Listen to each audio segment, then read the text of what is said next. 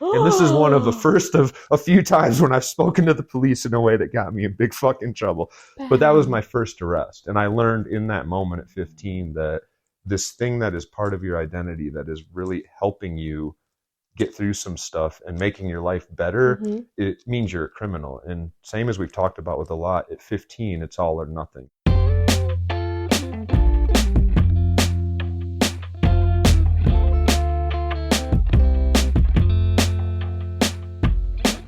This is the Dr. Junkie Show. I'm Ben Boyce. Today, I have another episode in the series on previously incarcerated people who found a pathway to success through education. For this episode, I asked Meghan, who's been on the show in the past, to interview me, and we had a great conversation that shadowed a lot of what we've touched on in the last 2 months in this series. Education, identity formation, support, contentment, addiction, neurodifferences, heroin, cocaine, fentanyls, cannabis, Xanax, and a whole lot more. Plus, I take you on a ride through my early 20s when I was a gun-toting, drug-dealing, bank-robbing, counterfeiting, thieving, strung-out criminal. So hold on tight. Real quick, my dad listened to the last couple episodes. He actually listens to most of them, so thanks, Dad. In the last few weeks, many guests have talked about our similarities in early life, from feeling like we were less than others because we didn't have as much disposable income, to religious trauma, to living with parents who remained married even though they had incredibly different beliefs, lifestyles, and hobbies. And I actually thought my dad might feel like some of that was a bit harsh. This show often is. But he didn't care about the marriage stuff or the religious trauma claims. He actually gets all of that. But when we talked last week and I asked him about the series, he said, well, we weren't poor. We just didn't have a ton of extra money. And he was right. We owned our own house, our own cars. We technically met the criteria for middle class, which in 1985 was between $16,000 and $47,000 a year in income. So let me clean that up a little bit because it's come up a few times and it comes up again today. You'll hear that I attended a private Christian #segregated school when I was a kid, and that ain't cheap. Some years my parents could come up with the money for tuition, and other years we had grants or sponsorships from people in the church. One year we actually cleaned the buildings with my mom after hours to pay our tuition. But nonetheless, I have to recognize that a lot of kids, especially those who are actually poor, they don't have opportunities like that. And maybe that's part of the same point. That capitalism shapes our view of the world and becomes a filter through which we see everything. Bell Hooks talked about this same thing in a conversation she once had with Cornel West. She told him that she grew up poor, and he corrected her by saying, you probably grew up middle class. He was right too. But because capitalism is about using one's wealth to buy things that we can adorn ourselves with to show the world who we really are, I'm a Gucci guy, and you're just a lowly Nike guy. Oh, and gross. Stay away from that Adidas fella over there. That means everyone is prone to feeling like they don't have enough money to be their full self, to really live up to their potential, to be truly happy and content. Because there's always more stuff in my face that I don't have, stuff that I want. There's always all these things around to compare ourselves to. And with that comes a feeling of lack, of not being good enough. So when, in the years following my transfer from a private to a public school in 8th grade, I was approved for free lunch, to use just one example, I never actually went through the lunch line for fear that those around me would see me and peg me as less than, as inadequate, as, broke. Pretty telling synonym. I felt poor, and in a home with 4 kids and 2 parents who didn't have college degrees, we really didn't have a lot of extra cash floating around. More on capitalism to come, I promise. Okay, with that out of the way, you already know me, so I'll spare you the reintroduction. Meghan is my prison education bestie who just felt right for this episode, so thanks to her for keeping this thing on track. I'll hop on at the end and clean up any other loose ends you might encounter in the next hour, but enjoy. So what are you thinking? All right, I do have to tell you, I was laughing at all of the other ones I was listening to, because in all of them, you were having people start with, tell me about things, and you always made sure to mention religion. And then free will, obviously, you had to bring in. And I thought to myself for a split second, I wonder if we could get through without free will and religion. And then I thought, there's no way we can even get in touch on anything, Ben. It actually without wouldn't. God. And it wouldn't work because No. well, if the idea is to explain what happened to you, because most of us are relatively normal at some point. Most of us aren't raised to be criminals. Right. And then something happens and we kind of lose our way, but we don't realize it. We think it's how we are. And then something else happens where we turn away from the dark side. And religion is like pretty key. What happened in my life wouldn't happen without religion. Right, which was one of the funny things, because immediately after I had the thought, I was like, I know that there's no way. There would never be in a conversation. But with that, like, it's also interesting just because most people's stories, I don't feel like, right, there's the joke that if you're in prison, you either didn't do it or you found God. Or both. Or both, right? Yeah. But like, God kind of led you to prison. Yeah. A few of the people I've interviewed even said something to that effect. And part of it's like you're trained to say certain platitudes inside that it's your program and do your own time. And like, I'm responsible for where I end up, and things that don't have there's something there, but there's not a lot of substance to it. They're just things you repeat over and over. And one of them is, in a lot of ways, I'm glad this happened. And every time I hear that, I'm like, take that back to the processing plan and run it through a few more times. I think you're onto something, but that is not the final answer. Yeah. And you got to keep thinking about that when you're not glad you've been tortured for the last 10 years. No. Oh, and that's part of it too, is like, it's so, I don't know that is it Stockholm syndrome, right? Where like you start to be like, thanks for doing this to me. Yeah. Yep. Like, I think that it's really interesting to listen to. Again, I've listened to all of the pieces, and like a lot of people talked about the structure and how good the structure was for them. Or like Jordan talking about the opportunity to be able to like teach people in prison. And I know Jake doing all of that as well, that it's really valuable things for them. How are we doing that without you having to have all of the other bullshit? That structure piece, my mom used to say, probably the second or third time I got out of jail. This time it was like a program called Probate Enhancement Program, because if you fuck up on probation, eventually they'll try to make you a better probation or weirdest thing. But getting out of that program, and her saying, I've noticed when you're on intensive probation or when you're in these programs, you have a lot more structure and you seem to do better. And of course, we talked about it some in the class that's been years since you took, but you mentioned earlier how everything with Ben is like talking about power and how institutional power really is the stuff of how we think about the world. Structure is only valuable because they run into something that they haven't had. Almost everybody in prison, save the Andy Dufresne that just did something out of the blue one night and lost their mind, they already have had lives where there's not much structure. Not because at 6 months old they decided, I want to live a life with no structure, or they chose the wrong womb, or they chose the wrong fucking grandparents, but because they were born into a life where they learned and what they were given was very little, here's your opportunity to do something, to be the thing you really want to be in an awesome way. And then they finally bump into the closest thing. And you're right, it's got to be in the context of, if you can be tortured 23 hours a day, you can find about an hour of structure once you get to your behave prison. Like, we could probably do better of getting them in earlier. We just came from a meeting with Jordan, who's running this peer recovery center, and it's incredible. You go in there and people are running all over the place and they're cracking jokes and there's stuff going on, and you can tell they're normal people who are struggling with normal shit, and they're talking to other normal people. And almost all of them, half of them there today, we were like, hey, good to see you're out of prison. I met you a couple times when we were inside, you and I. That people are now getting out of prison and finding something much more like where I started. Structure that isn't, you can have an hour of programming a day if you behave. Right, but it's like, this is my job, yo. They were getting ready to go do street outreach, and Meghan had to say, just let me know. Like, I'm pretty sure I know, but can you tell me what that is? And they're like, it's exactly what it sounds like. We're going out to find people that need services like this and just offer them whatever the hell they need. And what they need in this case isn't clean and sober, get to a meeting. It's, what do you need?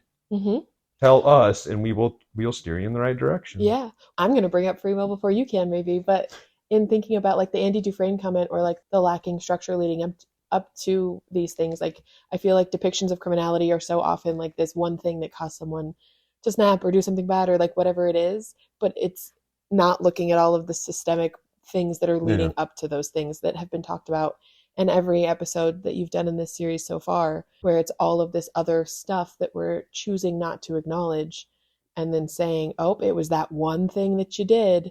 Or if you could have just picked different. Without saying, what would make you the sort of person that would do something like that? This is a Robert Zapolsky line, but that at the bottom of every decision someone makes, especially the ones that you and I look at and we're like, the fuck? I wouldn't do that. That's a dumb, awful decision. Mm-hmm. There's a question. What would make somebody the sort of person that would make that decision in that situation? Mm-hmm. And the answer is never they have the same morals, values, experiences, genetics, brain structure, information, knowledge as you do. They're just bad people. Mm-hmm. Like the answer is always they had a different yes than you had because Mm-hmm. of experience. I think that's Shucks. a great segue for yourself into your first question of where does it start? Oh, man. Where's Ben's yes start? Oh, man. So genetics is where most of us start. I came from parents and grandparents who were a little bit on the wild side, a lot of addiction, a lot of womanizing, as it used to be called, a lot of just people that knew how to live. And sometimes that meant like they come home beat up from bar fights, and other times that meant they were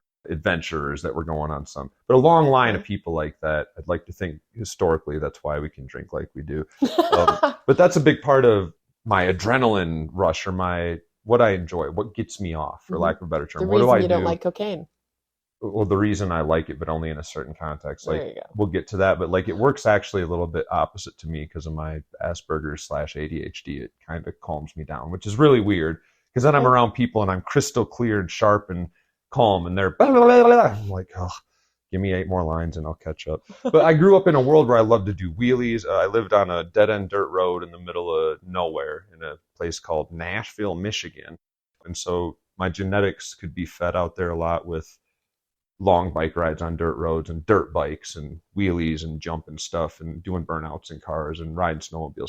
The religion aspect that comes in, listeners have heard it, so I'll give you the short story, but I was taught like a really problematic version of Christianity that was everything you've ever read in the Bible is literal, including all day, every day, there are demons and angels that are actually flying around and trying to weasel their way into your brain and either protect you from the demons, or like a spirit, a demon would be something like a spirit of lust.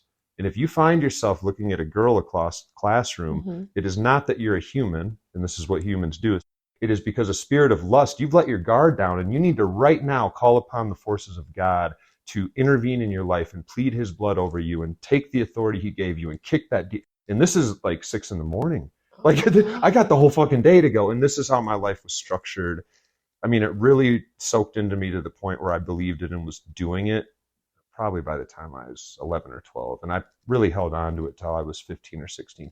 So I was really exhausted emotionally and spiritually during that time.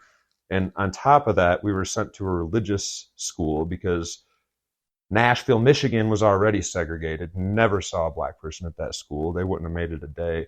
But it wasn't segregated enough for my mom. My dad kind of went along with it as he describes it. But my mom was like, no, we need more segregation than that. There's a chance there's people there that aren't as religious as us. So they put us in a all-white Christian school. And there's a problem with that, with most Christian schools, because they're smaller, is that I'm not only learning this problematic idea of religion, but I'm totally unprepared for what the world is like. Yeah. So it was like 8th or 9th grade, we ran out of money and I end up in a public school. And that was sort of this moment in my life where I start to look around and realize my tools for working with a group of 7 people that I see the same 7 people every day. My whole class was 4. There was like 4 of us that grew up together, and at times one would come and go. But yeah, a group of 4. The senior class had 1 to 3 people every year I was there. Oh my God. It was in portables, like trailers for the first 8 years until we could build a building. So it was that sort of super get my kids out of the mainstream where these evil other people could have them. But that played a lot too. So now I'm dumped into the world. And then again, you turn 18. This happens with all kids. You realize like what I've been prepared for is not going to work at all. And then add to that the extreme version of like angels and demons. Yeah. And by the time I was 17 or 18, my morals were a fucking mess. And I should add to that the piece that my parents, I talked about this with Taylor a little bit, his parents were the same way. They didn't really like each other. Like they got along, but they were not in love. And when you're a kid, everything is largely just normal. You don't realize shit's weird at all till you're older. So like most kids do, that's what I learned love was. And so as I came of age, I also started to make the situation worse by seeking out relationships with people who I knew were emotionally and physically unavailable to me. Like everybody I dated. Yeah. And as soon as they started to like me, I'd be like, ew, I'm going to go cheat on you and blow this thing up over and over. And again, all subconscious, never realized it until years later. But that sort of fast forwards us to 16-ish. Okay. I'm a hot mess. I'm just starting to do drugs. Okay, so talk about that. What was Dr. Junkie's entry point to junkie? I was thinking about this PSA that was on in the 80s, one of the first public service announcements I remember, where a guy's running in slow motion, and it says, when people say, When I wanna grow be a up, track I star want to when be a grow track up," star. No one ever says, I want to be a junkie when I grow up. Don't let drugs get in the way of your dreams. And a cop hand comes out and grabs this guy from behind. And I remember even as a kid, like at 7 or 8, being like, I mean, I don't really like the word junkie, but some of us kind of do. Like, it sounds really weird, but there's people listening that are like, no, I get it. We're a country that has an obsession with fucking outlaws and Yeah. bad guys and drug Bonnie and users. Clyde. Yeah, Al Trump, Capone. the 34-time convicted felon, that we were Yeah. like, hell yeah, because if the outlaws are far away, like on our screen or in the White House or in Mar-a-Lago, if Trump moves in next door to a lot of his supporters, trust me, they ain't going to like what's going on. If Bonnie and Clyde are, in a book far away. So that sort of infected me too. And I remember even at that age being like, that lifestyle is kind of attractive to me and I have no idea why. So I think I was 15 and had consumed all that shit, not just nobody says that, but I kind of feel that way. But everything else, we all learn that if you use marijuana, it's a gateway drug, that if you use a drug, you're going to become addicted to it, and the clock's ticking. So hopefully you're lucky and you can quit using it soon. Alcohol is deadly. And then at the same time, I had a dad who drank beer all the time, smoked weed. By that point, I could smell at times like, that's weed. So some again, the moral schisms where like, something's wrong or deadly, and yet the person that you think is the smartest, awesomest person in the world uses this thing. So like, there must be a little more to this story. I'm gonna feel this out when I get to the right age. Yeah. And 15, before school one day, one of my friends I'm still friends with today was like, you want to go smoke? And like all kids, I was like, yeah, I do it all the time. So went out and got baked. But I remember on that first day having this weird clarity that showed up that I've talked about in front of groups before, where I went, people get to feel like this all the time. But I never stopped. Every day from then on out, from the very beginning, almost every drug I used, we already said it with cocaine, seemed to do something a little bit different to me than it was doing to a lot of the people around me. And I always just knew that's because I was awesome. It wasn't. It was those genetics. It was the experiences I'd been through. It's the chemical imbalances I had particular to my brain. But man, talk about being a kid and being able to have a license right away to go full throttle. Everybody that I'd smoke with would always be like, why don't your eyes get red? There's something just a little bit different about the wiring going on up here. But this miseducation we've got from the media meant that the second the weed, I started to really tolerate it well, and it wasn't working as well, and I couldn't really get high on the weekend or whatever when I wanted. My natural instinct was like, well, then let's just get whatever else there is because it's all the same. This is how stupid we are from our media.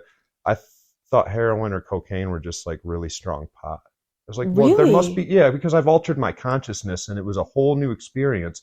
And now I've gone there 100 times. It's always largely the same. That must be the world of altered consciousness.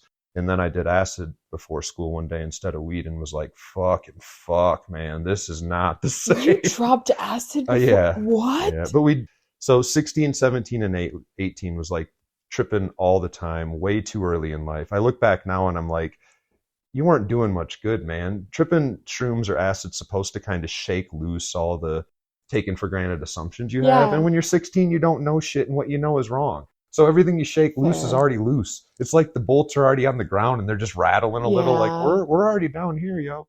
So you brought up identity. I'm curious. I don't think I've ever asked you this actually. In that time when you started experimenting with drugs and doing different things, was part of that the point where you stopped kind of affiliating or identifying as much with the church? And like, was that you trying to put on a new identity? Like, did that split happen simultaneously for you? Yeah. Or? That's a good question, because I think a lot of my split identity almost came from having a foot in both worlds. And my wife will tell you that the church kicked her out because her church was a little different and she got pregnant and there was literally like a do not come back. But for me, it wasn't so much the church kicked me out as it was much more psychologically fuck you than that. It was an internalization of that shame in their eyes. Oh, we're praying for you. How are you? Shit. And it's an awful feeling. That's because I internalized the shame. So this is the point where I start to notice I found this incredible tool. It's the 90s. So even today, this would be hard 30 years later, but my parents did not have any fucking ability to go, cannabis? Tell us about it. Even if they had been people that might have done that, and they weren't, especially not my mom, but even if there was no cultural space for that, they would have been in jail and their kids would have been took. So I knew as soon as I found it, like, well, I can't tell them about this. And I also knew my dad smoked weed, which is always really weird to be like, I guess we'll just do this together someday. And I also knew that when I was using, that was going to be a problem with the church. So it was okay and almost necessary to wear clothes that weren't yours, to perform. What we talk about in some of our work in prison is yard mask, to come up with an identity that works well enough for you to feel comfortable when you're in that space, because there's something in that space you've been brainwashed into thinking you have to have. That seemed, I also, not to make this about God, but like, I thought their whole thing was Jesus died for your sins. So aren't you like supposed to do that or something? I don't know. It's a religion that has lots of holes, which is why people tend to get mad when you just try to say, can you make coherent sense and walk me through it? Yes, Jesus will forgive all your sins, but only if you're repentant. And there's a point where your behavior is going to show that you really were sorry. You don't say you're sorry, you punch somebody and then promptly punch them again. Yeah. That kind of takes out the first part. But it was the beginning of like the end of that identity, but there was nothing to replace it, because another issue with religion that's given to kids at a young age we don't know anything to know what religion even is when we're taught it before the age of 15. What's death? What's love? What's God? What's fear? What's eternal torture? Oh, every Christmas we go to like watch kids perform rituals of execution and bloodletting. It's so weird. That shit was conflated with morals. It wasn't conflated with what it should have been and would have been easier to undo later, which would be, this is how the world works. So we're giving you this story because it really, no, this is morals. And so I had a book that said, keep slaves, beat them within an inch of their lives, but don't knock out their eyes or teeth. Rape young girls if you want from time to time. I really, as God, love the smell of burning flesh. So this is the Bible. If you look at your neighbor's wife the wrong way, what I'd like you to do is go find an innocent animal, murder it, and light it on fire, because the smell of the burning flesh pleases me. That's actually in the Bible? Yeah, the Old Testament's packed with it. And then there's this argument, well, yeah, but then he sent Jesus because he had the God that never changes and is the same, had some weird self-reflection moment where he decided, well, what I need to do is sacrifice myself to serve as a loophole for a system that I created and could change anytime I wanted but don't want to. And then they like eat his flesh and drink. Another weird ritual they teach their kids to do, drink his blood and eat his flesh. Do that to remember him. Yeah, I do that to all the people who have died I really love. Yeah, but placenta's weird. That's too far. Postpartum depression, not real. That's also a weird thing. Did not mean to derail that. No, oddly though, like to sort of put the cap on the religious piece, it never fully went away all the way to prison. If you still ask me about God, I'd quote scripture verses to you. And then I'd go out and do what I called looting with my friend. We'd just drive out to the country smoking blunts and steal everything that wasn't nailed down, break into cars, break into houses. Did you really? Oh yeah. As an 18-year-old, 19-year-old, fucking exciting shit. But like I look back and I'm like, should have been shot. So this is Michigan in the middle of nowhere. I'm driving out to the country and walking up on people's yards, stealing their cars sometimes, because in the country people leave their keys in their cars. So I just take the car and then strip it down the road, take all the shit out of it. So this is what I mean though. Talk about moral schizophrenia. Like I can do this and I can live this lifestyle that's in complete contradiction to what I claim to believe. But if you would have said, what do you think happens after you die? I would have said, well, you're judged by God. You either go to heaven or hell. And then when I went to prison, it was like the only drug I really had available and one of the few identities you can lean into. Yeah. And there's a lot of respect for it there. So I had all this knowledge my mom had taught me in place of the periodic table or history or, minstrelly, all the stuff I should have learned as a kid, anything about a black person existing. Instead, I had learned 8 trillion Bible verses and how Revelation tells us how we're all going to die. And, Jesus is going to come back someday in his final battle. He'll be riding a horse in rivers of blood that flow to the horse's bridle from all the people he kills. And that's how paradise is going to be set up. So hold on, Megan, we're fucked. Oh my God. It might be our great grandkids. Don't worry. That's what I had when I went in there and I leaned back into it. It happens a lot in prison. So my religion actually stuck around until when I really got into therapy about 10 years after release and started to realize all the shit I just said to you. Yeah. I wasn't just a monster. I was a product of an environment that had taught me a faulty sense of morality, no real way to figure out what was right and wrong. And it taught me for fuck's sake, above all else, never admit to yourself if you've done something wrong. Come up with a story about the world that says that's not what happened. And if it did happen, I repented. So, brother, I've already put it before Jesus. I need not make amends to you. Why should I? Jesus died and forgave me 2,000 years ago. So you took us from 18, 19-year-old Ben through to prison, past therapy to no more God, but you didn't give us any we gotta, of the, right. gotta rewind us there. So let you know I'm still alive and right things came out. First time I went to jail was 16 years old, still the first year I'm smoking. I got caught smoking weed outside, which should let you know how much things have changed. Actually, the cop that showed up was not going to arrest me, and the principal was basically saying, well, I really think you should. And I just remember between him and the rent-a-cop next to him who had the smuggest peanut butter smile, and the kid who I had been smoking with, who, and this probably pissed me off more than the rest, when the cop came out and caught us, he had the weed in his hand, and he took off running. And the cop chases him, and he was gone. He made it to the woods. So you know what I did? I walked into school. Went inside, took my shirt off, changed it, hid my backpack in case they had said a kid with a gray backpack and a green shirt. Not no more, motherfuckers. And 20 minutes after class starts, the cop comes in and points at me, and I'm like, this fucker came back to school with the weed. No, he didn't. And tried to go to class. And Are they were you like, kidding? Yeah, and then he told me. So I'm in the office pissed off because I'm thinking we shouldn't have been caught. Honestly, though, I'm pissed off that I have this thing that finally has helped my life get better. My grades are good. I'm having a less anxious time in school, marijuana. And now I'm about to go to jail? You're calling the police? You're shaming me? And I got to deal with this dipshit who doesn't know how to commit a crime? Like, I'm pissed. And I just keep cussing at the rent-a-cop. I just kept saying, fuck you, pig. Fuck you, pig. And Did you really? Yes. And at one point he said, if you say that, well, I'm not going to arrest you, but if you say it one more time, I'll arrest you for disturbing the peace. And I was like, fuck you too, pig. And this is one of the first of a few times when I've spoken to the police in a way that got me in big fucking trouble.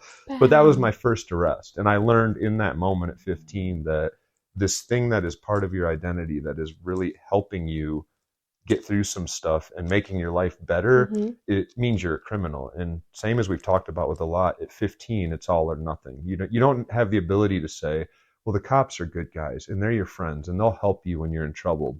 But once in a while, they'll also take you to jail and ruin your life and kick you out of school and shame you and make your friends laugh at you. They marched me down the fucking hallway in front of everybody in cuffs. Yeah, that was great. What? Yeah, the walk of shame. They marched you through the hallway in cuffs? To the cop car. And I was so ashamed that when I got fully there, cuffed you up. Yeah, yep. I had enough money to bond myself out because it was a misdemeanor disturbing the peace charge. And I was too ashamed to call my dad. Wait, so you're saying if you hadn't said, fuck you, pig, that you actually would not have been arrested at all? He was going to write me a misdemeanor ticket and I would have had to go to court. So I still would have been charged, but he was not going to arrest me. You got yourself marched through because you just... Because I knew at that age, this system is not right. The fact that it's really designed, that Foucauldian panopticon shit, that's like, if you'll just discipline yourself, you're going to have a much better time. Right. Ooh, man, 2 years old, my mom can tell you that shit was not fucking flying with me. You got to tell me why. You don't get to just tell me some shit. And this is why the religion eventually exploded down the road. So anyway, by 15, I'm a criminal. By 17, my parents are getting ready to leave and I'm graduating, and I've wrecked 2 or 5 cars now. By this point, I'm like on and off addicted to Xanax because I fell in with those girls I was talking about that I had no business being with, and they didn't really like me. So to prove they should hang out with me, I'd do whatever drugs they wanted and we'd buy them. And so it was Xanax and weed for the most part. But I mean, Xanax taken in high doses. That's why I wrecked so many cars. So my parents get ready to move and they say, so we're moving and you're turning 18 next week. So our house is here and it doesn't have a bedroom for you. Is the long and short of it. It was a little different in the 90s. Like today, it's a lot more common for kids to stick around. For sure. My mom would have said, not only did we all kind of already think when you're 18, you're probably going, but that I had already, okay, this sounds awful when I say it, never mind. But she would have said, you had already decided you weren't going to follow the rules of this house. Okay, it sounds even worse now that I say it. In other words, my addiction was me choosing I wasn't going to follow the rules. And I knew like, well, then fuck it. So from there's where I kind of went into I fell in with a guy who worked at the local gas station. We got an apartment together and we were just thick as thieves, literally. We were co-defendants in 3 different cases. One of them was just the looting shit. We got caught with a stereo. Another one, I got a job at UPS unloading boxes. Backbreaking work. You work for like 3 hours a day, but you make like $100 an hour and you can go home. And I got the brilliant idea to change the labels on a couple computer boxes and a And I sent like 3 of them to different friends of his house and 1 to my own house. Theirs were how stupid I was as a kid. And so they delivered it with a FBI agent in a UPS truck dressed up like the UPS guy. Oh my God. Yeah. And I knew, a bad criminal, but I could smell it. So as soon as he left, I like dragged the box upstairs to another floor. Wait, what was in the box? This one was a Giants TV, which at the time was giant, because I'm talking like 2002. So it was so like would have been no flat screen. And it probably was like a 27-inch, but it still was like a fucking folder, yeah. Right? But they came back within 20 minutes, searched the whole house, ran all the serial numbers on everything, took 4 other TVs and DVD players because they were stolen. And I go to jail again. We were co-defendants there. And then the third one was like just being an idiot, driving around with a gun in the middle of the night during a snowstorm and shooting it out the window. And I passed out in the car. And I'm lucky I'm white, because I got woke up with a cop knocking on the door, and I still had the gun in my hand, and I picked it up and like pointed in his direction. What? Yeah. It was snowing, it's cold, and I think I was at a payphone, and he tapped on the window, and he had said later to me, dude, I thought you just fell asleep and I was going to tell you go, and you looked like a young kid. He wasn't on guard. But I remember him backing up and pulling his pistol out as I was like, I threw the gun on the ground and floored it. Well, it's snowy, so the car just goes, spins the tires, and I pull forward and then turn right and just pull into a parking spot. Brain just woke up, freaking the fuck out. What's going on? And, yeah. So that was the has a gun. Third one, yeah. So this is like my criminality slowly increasing. At that point, all your other friends have usually said fuck you, and you're kind of stuck in this world of just your criminal friends that have stuck in there with you. The gun charge got me a year in the county jail, and that was like the first time I did real time. God, I got out and I moved in with my parents, and my mom had started a ministry, she called it, and for some reason she had bought the latest copy machine, and it was color. And I decided, like, these new $20 bills can't be that hard to copy. Right? So I spent $150 and made something like, I probably shouldn't say the number, but a lot. And I figured 20s were good, because hundreds are going to get a lot more visibility, and 5s are worth your time. And it was really hard because you had to print one side each. It wasn't a double-sided photocopy, and you had to line them up. So once you got it perfect, you had to copy like 50. Then you got to cut them perfect, and then they don't feel right. So you got to buy expensive paper, and you got to dip them in flour and crumble them up. In the second somebody has wet fingers, all the ink bleeds, so you're fucked. So lots got to go right. And by the way, don't fucking do this if you're listening. It's the dumbest crime with very little reward, and the Secret Service is who handles this. So don't fucking do it.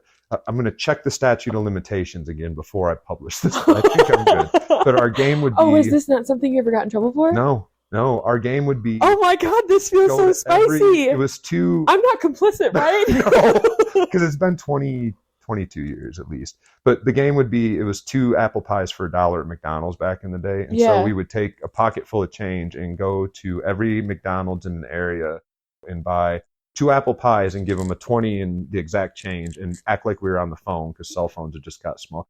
So you end up at the end of the day with enough to buy like QP of weed or something. It was such a dumb crime. So, but and 2 apple pies. And a shit ton of apple pies. But again, like, once you're in that lifestyle of just being stupid, it just kept going downhill. So what was the next crime? Did your mom ever find out you were doing, like, why did you stop doing that? Because I moved into a house and still had a lot of them, and made the mistake of, we needed a roommate just to help pay the rent. So I put an ad in the paper. So stupid.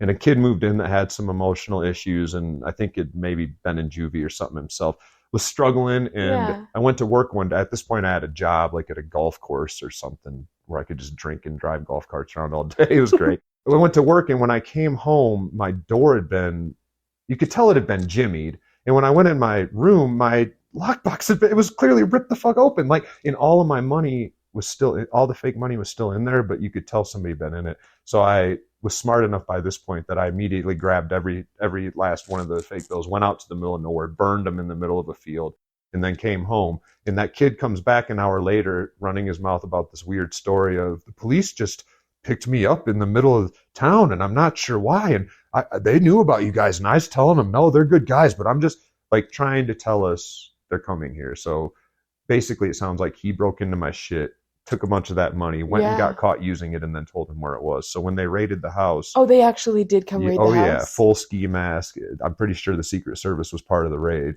I ran because I wasn't there when they raided, and I came home while they were there and was like, oh shit, and backed out and took off up the road and made it like a half mile before they were in front of me, behind me. I was like, oh no, I wasn't running.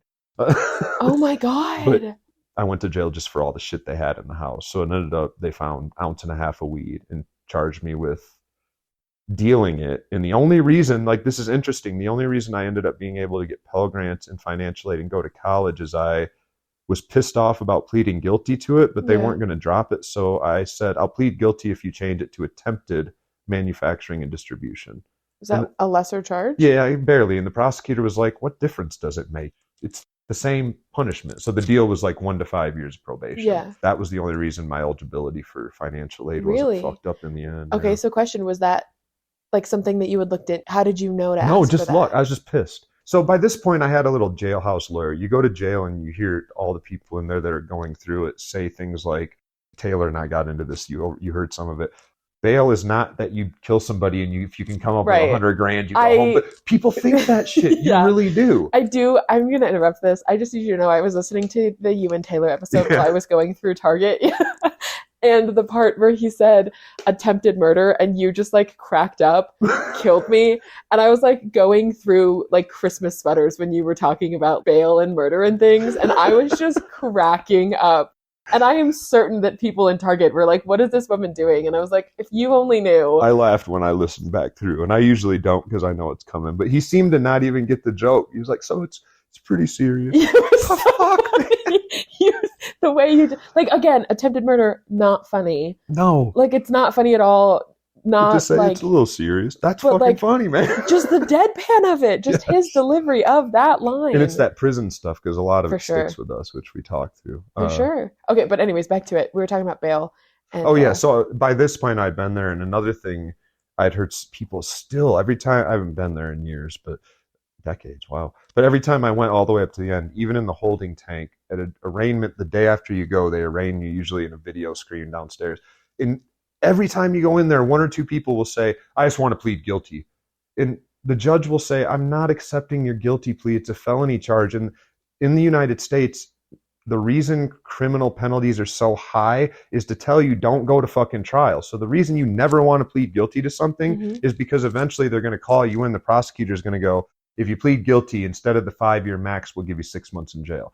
If you just say guilty, then the judge just gives you whatever the fuck the sentence is. So judges won't let you plead guilty anymore. That's how fucked up our legal system is. You can't plead guilty, but stuff like that. So by this point, I had figured out just some of those basic tricks. I'd even a couple times like hand wrote my own motions. While you used to be able to, if I had huge traffic fines, surprise, I did.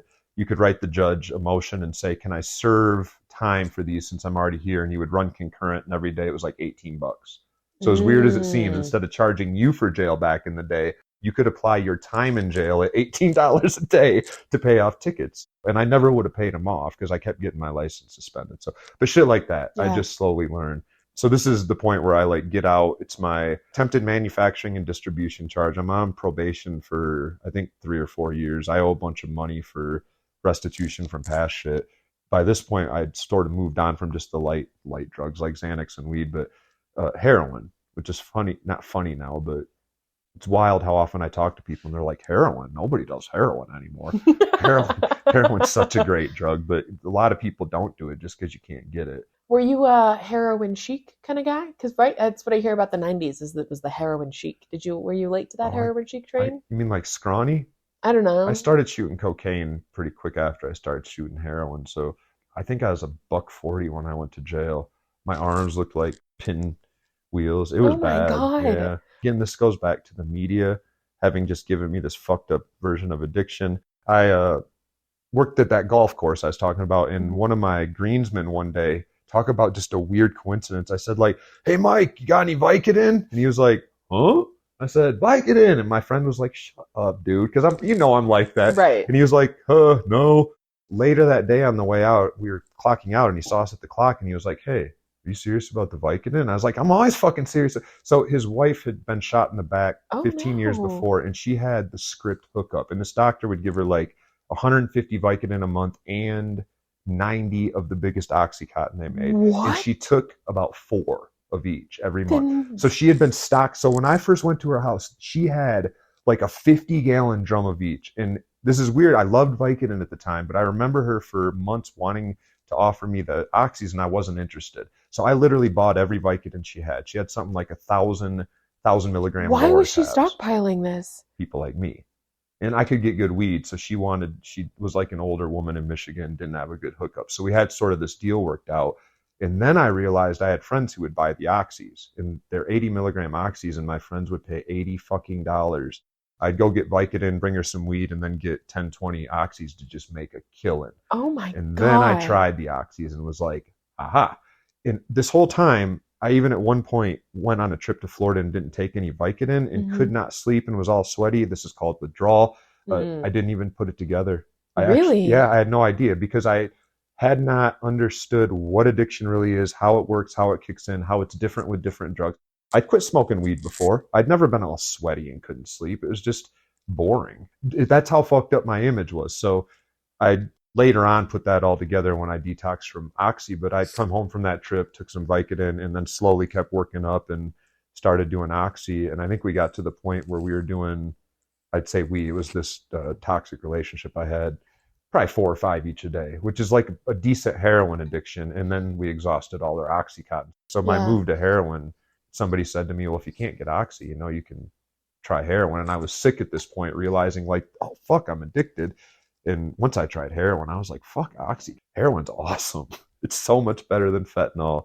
So I used heroin I snorted it for probably 2 years and snorted and smoked it. And then after like an overnight stay in jail or something silly like that, I remember coming home and my girlfriend had clearly been doing it but hadn't told me, and she was like, I want to show you something, and pulled out this tin, and it's like a scene from a movie. She like takes the cap off and there's needles in there, and this scene comes back up of the guy running away and the cop's hand coming out and catching him. Yeah. Nobody wants to be a John. I was like, right now I do. There was no looking back. It's a price thing.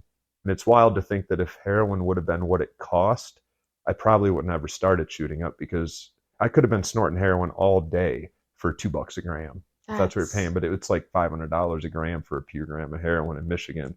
I had to shoot it because you can shoot a 30th of a gram or something and get really high.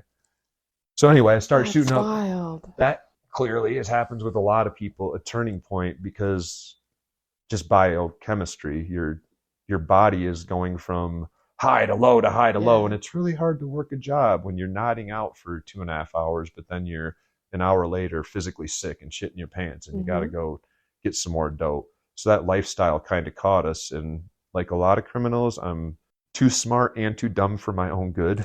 Like I'm really clever, and so when I'm, unlike a lot of people that would be like, well, we're out of money and we don't have any dope, I guess we're just going to be sick today. That wasn't an option for me. I'd be like, I'm gonna go get some dope, and so just started doing dumb, clever shit. So instead of breaking into a car and stealing the loose change, if I could find like an ID, and the person looked at all like me, or a checkbook, I'd go to Myers and write. At the time, you could write 3 checks a day and write each of them for $25 over. So we'd go buy a PlayStation, write a check for $25 over. She'd go 1 line over, buy a PlayStation, write a check for $25 over. And then we got video game systems we can sell and a little bit of cash and enough to get through the day. And at other times, we'd have an ID and we'd go to like Best Buy. And I still would love to see the footage because we were tweaked out of our fucking minds, but we thought we were pulling it off. We'd go in holding hands like a smelly, junky couple. But in our minds, it felt like we were like, hi, y'all, how you doing? Oh, we're just so in love. We're getting married next week, y'all. But, it's kind of sad. We're just wishing we could decorate our apartment. Wait, you have in-store? Tell me more, ma'am. Right? We talked them into talking us into getting a credit card. All right, so you're tweaking out. You are, I don't know that I like that phrasing, but basically homeless at this point, because we start to have a few of these crimes that go bad. Battle Creek's a pretty big city, but we kind of got to stay away from a few because our pictures are probably on the wall. Nothing real big yet. We're still running the streets, probably have some warrants on the way. And I go to Zales with this guy's ID and credit card that I got the day before. And this one was really grimy. I really hope he got it all back. I paid restitution on it, but I don't really know how that worked in Michigan. I stole his wallet out of his car the night before, and he had his bank card in it. And it was a bank that had a teller station that wasn't next to the bank. It was like they had windows and then they could look at you, but you were probably 50 yards away in your car. Okay. And it had a camera, but this is 2005. Yeah. So a camera looks like so I Yeah. pull up there. I was like, hey, I need to make a withdrawal. I'm buying a car. Can you tell me how much is in checking? Okay, how much in savings again? All right, now let's leave savings, but give me this much in checking, and I drain it. And then we came back later, and they had already caught on by then. That poor dude. Well, I'm sure he got it back. I mean, but, yeah. So the next day, maybe late, I think it was the next day, maybe two, because that was shit. It was like $2,500, and we blew it all up our veins. We're at Zales trying to buy a ring, playing the old, oh, you know what, honey, I love you. I might propose. I might propose to you right here, right? And the lady is trying to play along, and so she says, well, I can run your credit if you want. And I hand her the ID, and she looks at it and looks at me, and I knew, you could just tell. Like in my memory, I remember but you always kind of feel that way when you're pulling a scam. Like, maybe she's on to me. How could she be on to me? Disappears in the back. Gone way too long. Ooh, Comes out, but is basically like, we're just running it right now. And I said, well, can I just have my ID back? And she went, no. And I said, why not? And she said, because you're not this person. I know this person. He goes to my church. So the police will be here in a minute. Oh my God, God came back. He did. He almost got me. We ended up on a high-speed chase on that one because she had pulled the car up. She had already figured it out. She was like, leave the fucking ID, dude. We're burned. And I was like, my fingerprints are on it. So I was going to at least try to get it back. And she said, I'll be outside in the car. And she had pulled it right up. So I run out the doors and jump in. And there's a security guard that's behind us. So she was an awful driver. Her idea was to get in front of a semi and slam on the brakes. That seems like a terrible idea. Kill us. Got away from that. But at this point, the cops were at our house. So we end up basically homeless. Yeah. So we're like, living in the hood, sometimes sneaking home, but the heat's off, the water's off. We're just crashing there at night, and then we got to sneak out the back door, and the house is a wreck. It's been kicked in so often the door doesn't stay shut, so you got to block it. So it's just a shit lifestyle, completely homeless and living on the edge. And it all fell apart in Myers. We had actually taken our biological son with us this day, and they had us on surveillance, and we didn't get out in time. So we had a cart full of all the shit we were going to buy with like 2 or 3 stolen checkbooks. Yeah. And a cop comes around the corner and is like, can I talk to you? We were just burned. So he took us in the back. We got I think he's 2 years old with us. So we're really fucked. And I tried to hide the credit cards, and I remember hearing them. I tried to stuff them in a seat, and they all fell down. I had social security cards, credit cards. And again, I look back and I'm like, all these people's lives that I was just completely fucking up, that they now have to, I get it. You can usually get a new social security card, but come the fuck on, man. Like, but that's where my mind was at the time. I'm physically sick. I need this substance, and my moral system is in the shitter. So we're both in jail detoxing. I remember looking at each other across from the men's holding cell to the women's all night, and her being like, I love you. Oh, we're all sick and puking and shit. And then by the next day, the detectives came to interview us, and they called her in the room first. I remember watching her walk out. And they called me in next, but she hadn't come out. And when I walked in the room, there were 2 chairs. He goes and sits on one side. She's on another side. And there's another chair for me.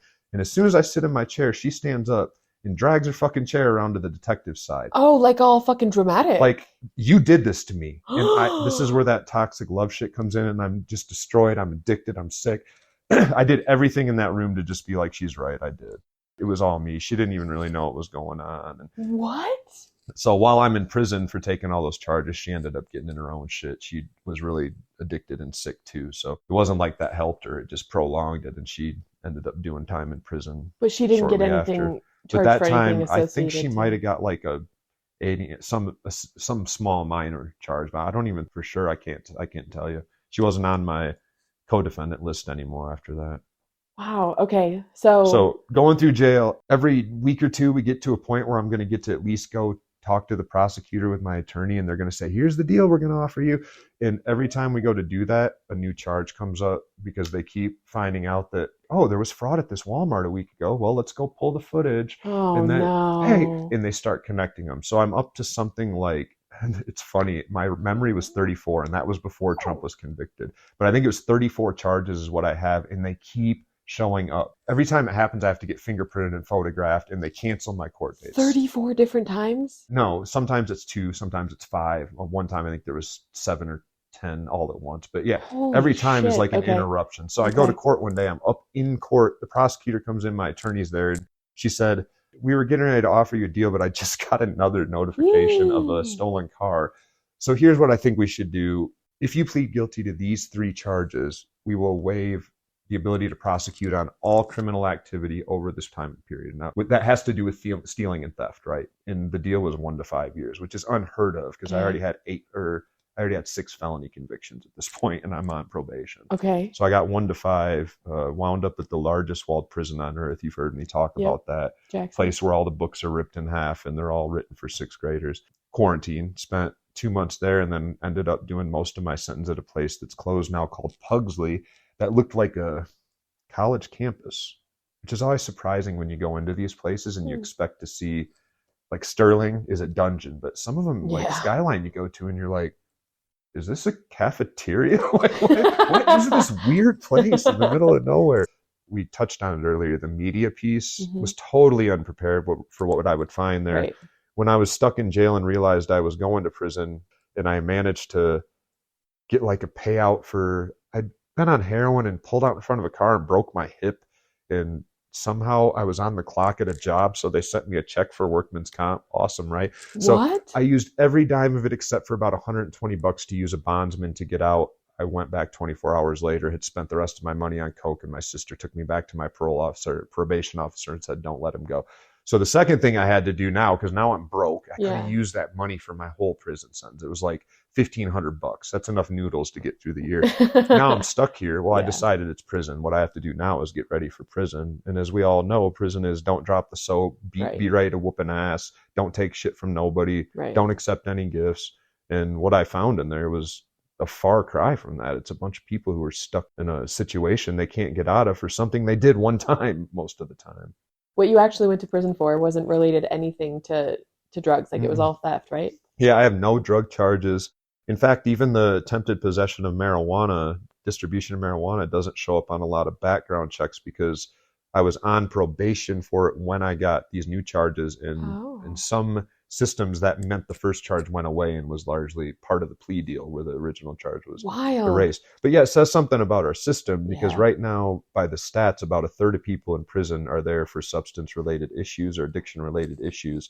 And that doesn't include people like me. And if you just heard this story and you can come up with any reason that I went to jail aside from addiction, you're not listening very close. And yet when I went to prison, there weren't many programs for addicted people that were doing much, but I certainly wasn't funneled into any of the, well, we got to get him through this to get him ready to go. And of course, when I got out, like a lot of us, I was, within 6 months, I was addicted to, I think I was back on heroin within 6 months. I'd already DUI'd and totaled my dad's truck, and I got facial scars now still from it. I didn't have a seatbelt on, and I flew through the windshield on the passenger side and woke up like all crumbled up in the... So I went back to prison for that, for violating because of the DUI, and did another 4 months.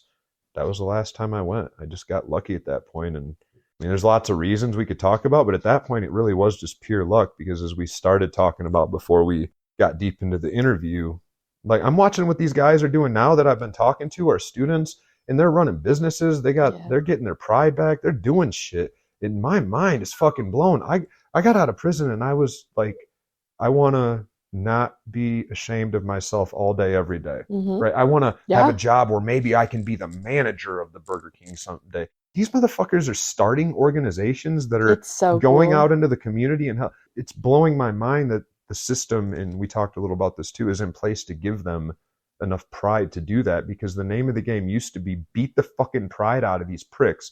That's one of the things that's got to go. When they get out, they better fucking know they ain't shit. And that's what you're supposed to do when you get out of prison. What are you doing, Jordan?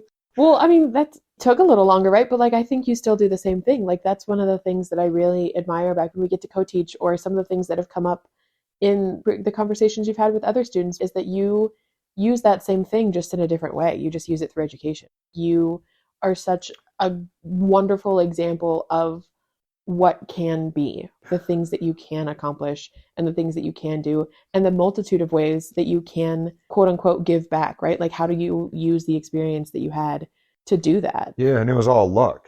I guess that's all where we started as well. There's no free will. There is nothing else for it to be except luck.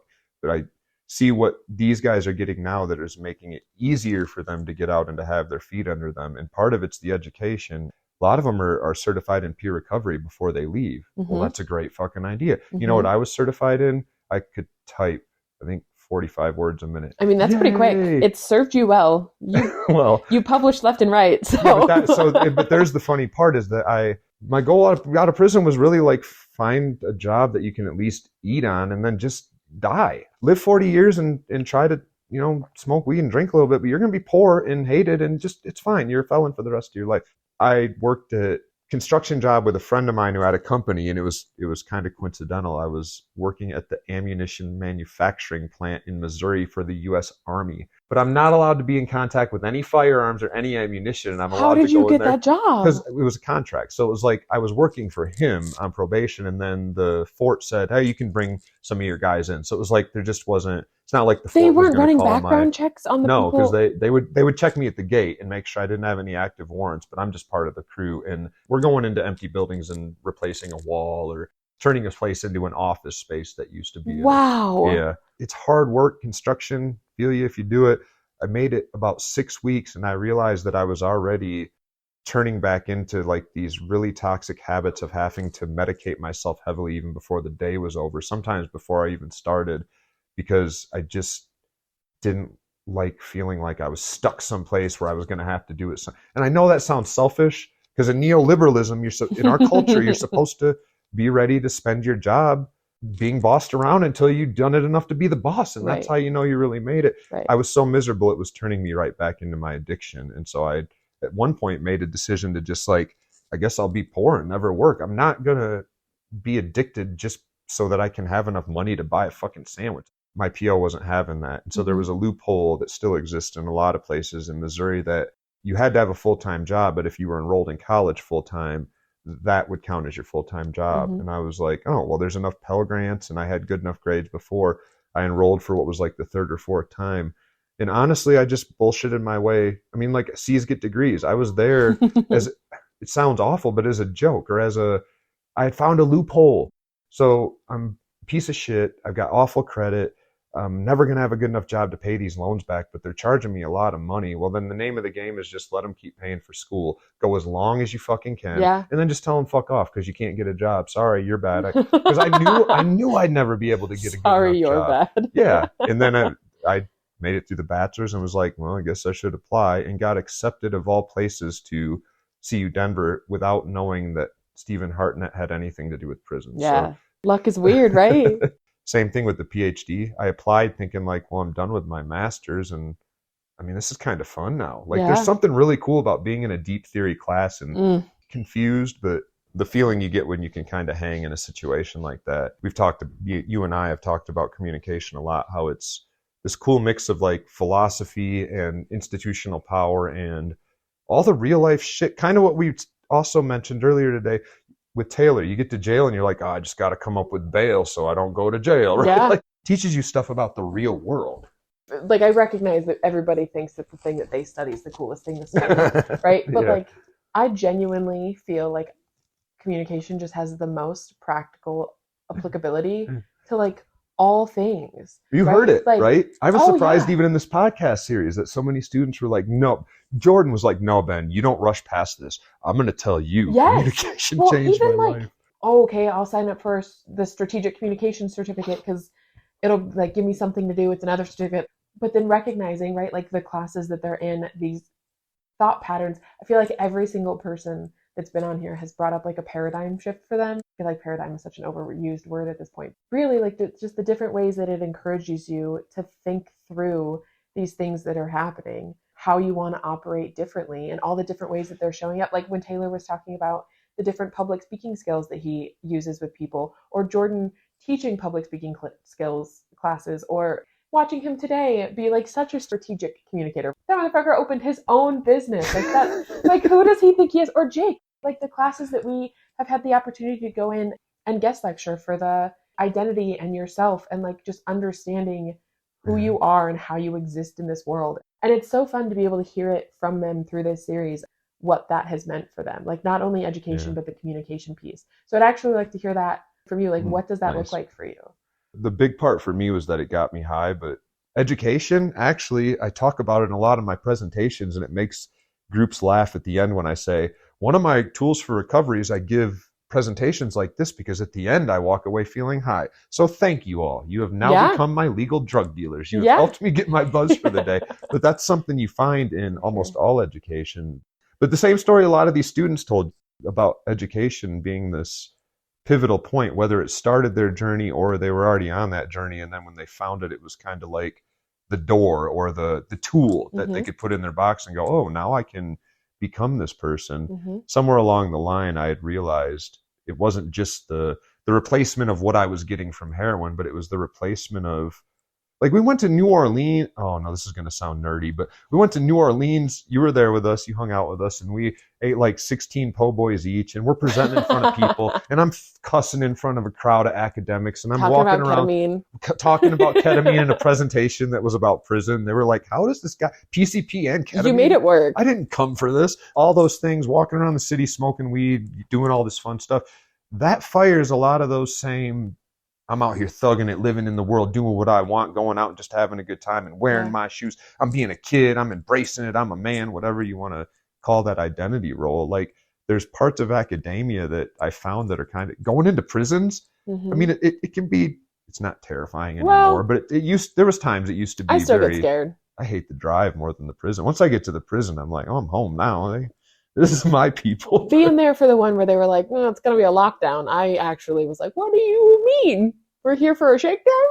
Oh, are we allowed to be here for a shakedown? Yeah, but it's never for us. I always feel bad, if anything, that I get a sense of relief that they're all like going back and being like, oh man, we're more security than normal. And you and I are like, see you suckers. Like we're going to get McDonald's. We're going to go smoke some weed in the parking lot and wave. That's not a we, that's a you. But I think that's a really like interesting piece, because it almost feels like, again, one of the things that you talked about earlier was that when all your other friends left, the criminal friends were still there, right? It really is that human need to just like want to feel supported, having support networks, wanting to feel connections to people. Gotta have them. I can't buy a cheeseburger unless somebody will sell it to me. Yeah. One of the first panels that we had where we got to talk with the people from Cal State LA and their program that they were doing. Just the way that at the end of that, like it was just a bunch of people that are interested in prison education that were trying to brainstorm. How's it working in your state? How's it working in your state? How do we do this better? What are the logistics of this? Like the fact that we got to pull up the article that you and Jake wrote, and we got to talk about the cool stuff that CDOC is doing and like the opportunities that you and Jake are creating for other incarcerated students. One of the things Taylor was talking about was like trying to build those doors for other people to be able to go through, and just the amount of effort and work that you're putting in to be able to do that, seeing the stuff that Jordan is doing, David, Sean, like all of these people, all of the stuff that arguably, I only feel comfortable saying this because I know you have, but the better Dr. Boyce, right? Like all of the incredible work that she does, all of these ways that we can say, here's the community that we're building and having those conversations. And when we get to go into prison and you and I use to just be able to have those conversations and share that space with people, I feel like it sounds so cliche, but like it's soul nourishing. Okay, wow. I forget sometimes just how fast and rough my first 10 years of adulthood were.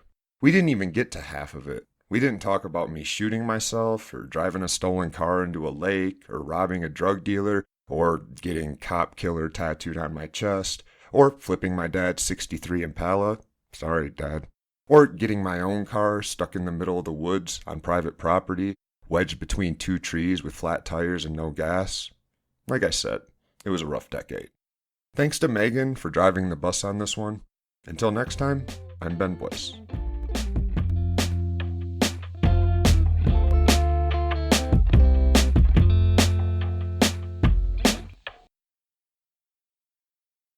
What was it like to be in school while you were tripping? How did that go? I was always really anxious and nervous and aspy before, and the drugs always helped that a little bit. Did acid help that? Acid made it easier for me to just check completely out. So something along the way, I realized it's very unlikely for a teacher to walk up to you and like get in your face and be like, are you under the influence of marijuana? But in our minds, everybody else seemed to think it. So I think I partly then took the role of, I'm the stoner, everything's going to be okay.